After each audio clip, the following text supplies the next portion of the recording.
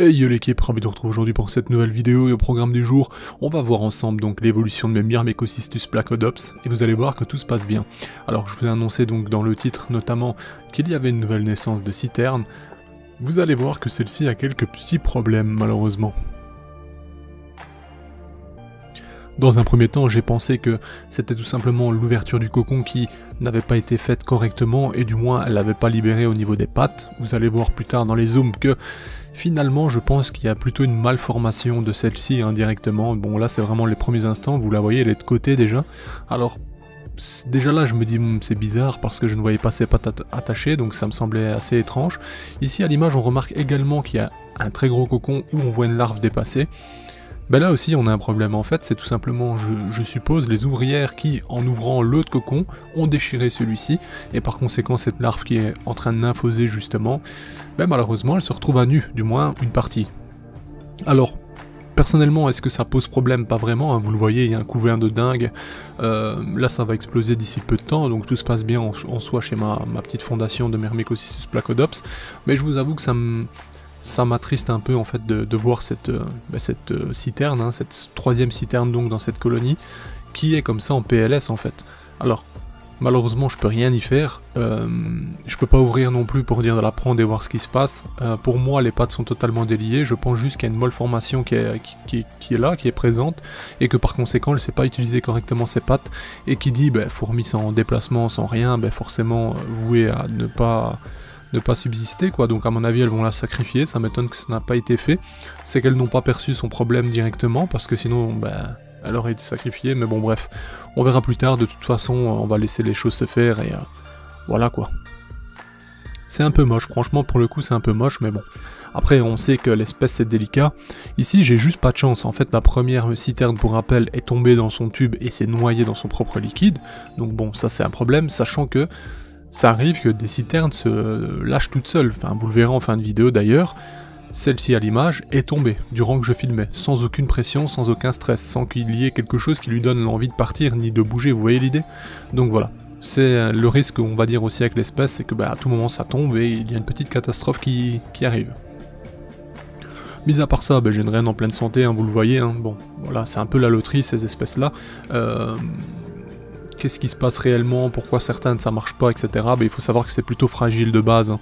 Pour exemple, l'année passée, donc j'avais regardé directement 3 Instagram liés à des mecs au Texas notamment, qui partent à la récolte justement des Myrmecocystus, hein, parce qu'en fait, une fois que c'est SM, vu que c'est dans des zones arides, le lendemain, par exemple, ils peuvent se rendre sur place et ils vont voir tout simplement plein de petits monticules de terre, mais vraiment un petit tas retiré, et bon voilà, eux ils mettent un coup de pelle, ils récupèrent directement, il suffit de bouger la terre un minimum et ils récupèrent toutes les rennes de cette façon.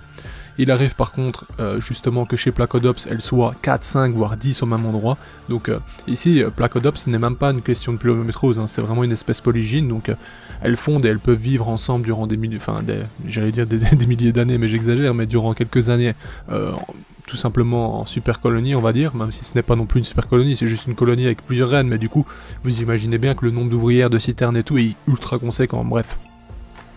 Et donc voilà, tout simplement comment ils les récoltent, ils se rendent comme ça au petit matin ou au soir, il suffit de regarder au sol et ils trouvent directement plein de sortes de Myrmecocystus dépendant des dates d'essaimage quoi. Donc au final pour eux ce n'est pas rare, mais venons-en au fait que je voulais surtout, dont je voulais vous parler. Ce qui fait que c'est un peu compliqué, c'est que eux-mêmes, en les ramassant le même jour, en ramassant admettons 50 rennes, les mettant dans des tubes etc, même s'ils font pléométrose ou non etc, ce qui se passe c'est que il y a vraiment un bon 30-40% de ces rennes qui décèdent sans aucune raison apparente. Et ce même si c'est un système avec une mousse PVA ou une mousse, ou du coton classique, enfin bref, peu importe la méthode pour que l'hygrométrie soit haute, etc.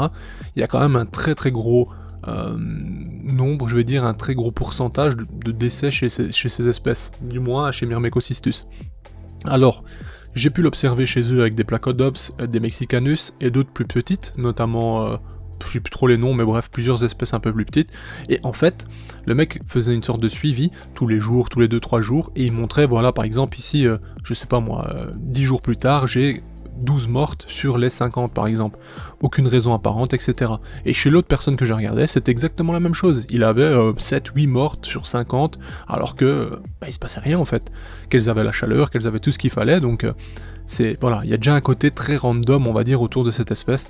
Alors bien entendu, moi ce n'est qu'un constat, hein, c'est ce que j'ai vu et c'est ce que j'ai pu échanger avec eux, donc ils sont directement sur place, donc elles n'ont même pas vécu de transport ou quoi que ce soit, donc elles sont dans les meilleures conditions, on va dire, pour fonder, pour vivre en soi. Donc voilà, c'est un peu... ça ouvre un peu les yeux, on va dire. Donc voilà, c'est vrai que c'est un peu un facteur chance, quand vous avez une colonie ou une fondation en forme, c'est déjà un très bon point. Bon bah ici revenons-en au fait, hein. On remarque du coup que cette citerne est en PLS, franchement ça dégoûte, mais vous voyez le couver à côté, il y a beaucoup de monde, donc voilà, des citernes il y en aura d'autres, d'ailleurs la grosse larve qui est ouverte malheureusement c'est encore une citerne, ça c'est sûr et certain, donc là aussi c'est dommage, j'espère qu'elle va être menée à bien tout de même, mais bon voilà c'est un peu compliqué sachant qu'on voit l'état du cocon, bref. Dans tous les cas cette petite fondation devrait avoir bien plus d'ouvrières d'ici peu de temps et plus de citernes également. Je pense que plus tard il faudra changer ce nid, hein, c'est une certitude. À moins qu'elle soit vraiment énormément dedans et que ça va être compliqué. Mais bref, à ce moment-là, on réfléchira à ce qu'on peut faire, on n'y est pas encore. Hein.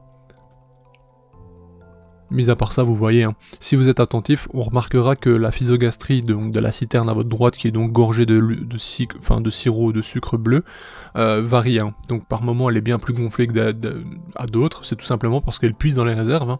C'est aussi le but, elle ne laisse pas uniquement pour figurer, on va dire.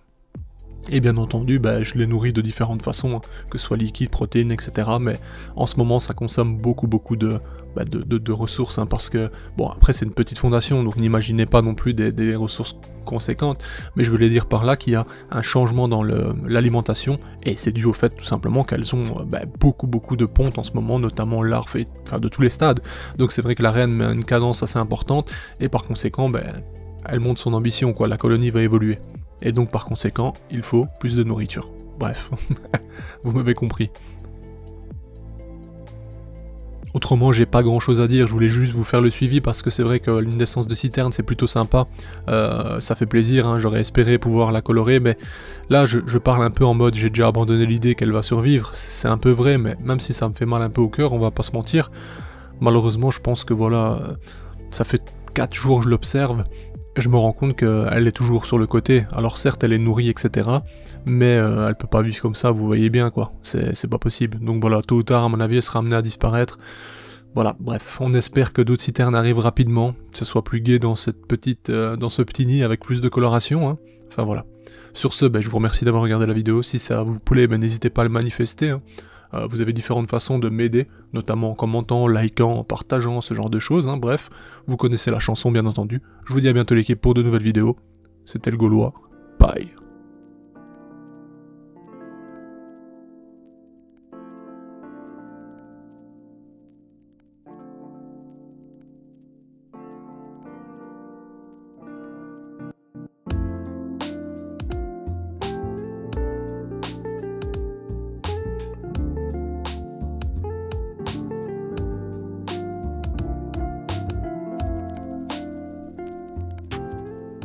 Hey, si toi aussi tu as apprécié la vidéo, n'oublie pas de t'abonner, de laisser un like, voire un commentaire, ou même de nous suivre sur les réseaux. Merci et à bientôt l'équipe!